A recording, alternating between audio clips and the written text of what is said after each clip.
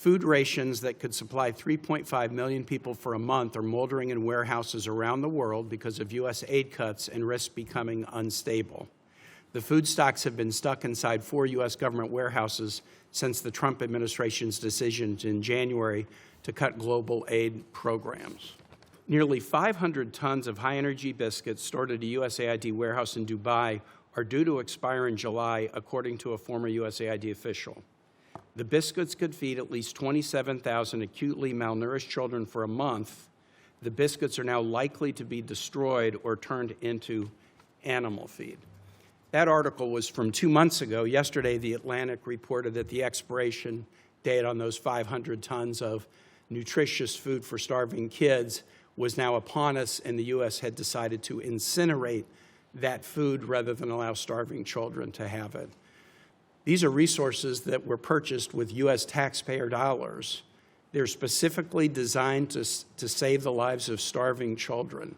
Why is it a good use of resources to not distribute that food to kids and instead burn it?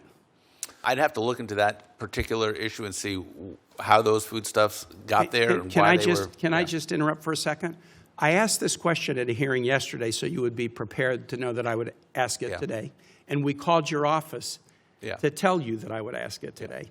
So the notion that you need to look into it strikes me as a little bit odd. As you sit here today, is that food being distributed to kids or is it being incinerated?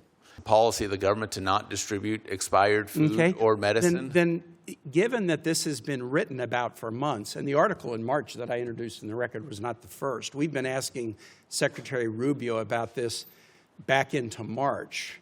Since it has been known for months that this food would have an expiration date, why has the State Department decided to burn it rather than distribute it to starving children?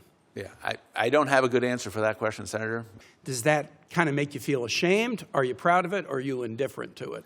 Look, I don't think it's, I'm not going to say I'm ashamed or proud or indifferent to it. But in March, there was a request by the World Food Program and others, look, if you're not going to distribute it, maybe you've decided, the U.S., that starving kids are no longer your thing.